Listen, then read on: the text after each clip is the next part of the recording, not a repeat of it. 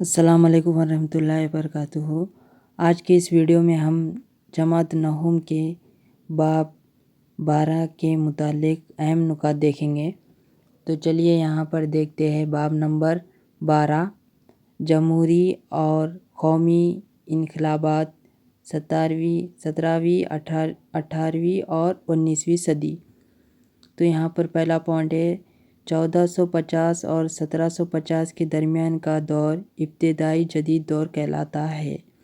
1603 عیسوی میں ٹیوڈر خاندان کی آخری ملکہ کے انتقال کے بعد اسٹیوریٹ خاندان کا جیمز اول انگلینڈ کا بادشاہ بنا۔ امریکہ کی جنگ آزادی کا اختتام 1783 عیسوی میں پیرس معاہدے پر انگلینڈ کے دستخط کرنے کے بعد ہوا۔ امریکہ کی آزادی کے اعلان نامے کو 4 جولائی 1776 عیسوی کو فیلڈیلفیا کی تیسری کانگریس کے دوران منظور کیا گیا۔ تھامس جیفرسن اس اعلان نامے کا اہم مصنف تھا۔ 1789 میں ریاست ہائے متحدہ امریکہ کی حکومت نے ایک جمہوری دستور کو منظور کیا۔ کانگریس یعنی کسی گروپ کے ارکان یا نمائندوں کا رسمی اجلاس یا اجلاسات جس میں کسی معاملے پر گفت و شنیدی ہوتی ہے۔ 1774 میں لوئی 16 فرانس کا بادشاہ بنا۔ 18ویں صدی عیسوی میں فرانس کا سماج تین طبقوں میں منقسم تھا۔ پہلا طبقہ اہل کلیسا، دوسرا طبقہ اشرافیہ اور امراء اور تیسرا طبقہ تاجر، کلاں، کسان، مزدور اور غلام۔ تیتھس چرچ کی جانب سے کسانوں پر عائد کردہ ٹیکس جو زرعی پیداوار کا 10واں حصہ ہوتا تھا، ٹیلی مملوکت کو ادا کیا جانے والا راست ٹیکس ہے۔ جان لاک نے اپنی کتاب ٹو ٹریٹیز آف گورنمنٹ میں اس نظریے کی مخالفت کی ہے کہ بادشاہوں کو مکمل اختیارات حاصل ہوں۔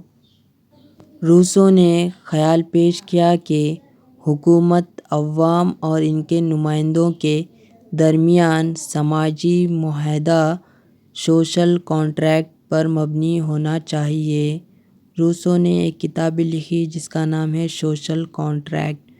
مونٹیسکو نے اپنی کتاب دی اسپرٹ آف لا میں اختیارات کی تقسیم کے نظریے کو پیش کیا۔ اس نے کہا حکومتی اختیارات 3 چیزوں میں تقسیم کیے۔ پہلا ہے مقننہ یعنی قانون بنانے والی جماعت، دوسرا ہے عاملہ قانون کو نافذ کرنے والی جماعت، اور تیسرا ہے عدلیہ یعنی انصاف کرنے والی جماعت کے درمیان تقسیم کیا جائے۔ یعنی مونٹیسکو نے اپنی کتاب دی اسپرٹ آف لا میں اختیارات کو 3 طرح میں تقسیم کرنے کو بتایا: مقننہ، عاملہ اور عدلیہ میں۔ 1793 سے لے کر 1794 کا عرصہ دہشت کے دور سے جانا جاتا ہے۔ 1815 میں نپولین نے جنگ واٹرلو میں شکست کھائی۔ لیونگھامپٹن کی قیادت میں تیسری مرتبہ فرانس کو جمہوریہ قرار دیا گیا۔ پرشیا جو کہ جرمن سلطنت کی سب سے بڑی سلطنت تھی، اس کے حکمران ولیم اول اور اس کے نگراں کار بسمارک تھے۔ بسمارک نے لوح اور آہن کی پالیسی اختیار کی۔ اس نے تمام شہریوں کے لیے فوجی خدمات کو لازمی قرار دیا۔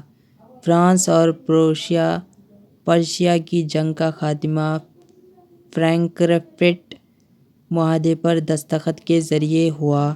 جرمنی کا اتحاد 1871 تک پائے تکمیل کو پہنچا۔ اٹالیا کا اتحاد، یونیفیکیشن آف اٹلی کے بارے میں دیکھیں گے ہم۔ شمال کا خطہ آسٹریلیائی ہیبسبرگ حکومت کے تحت تھا۔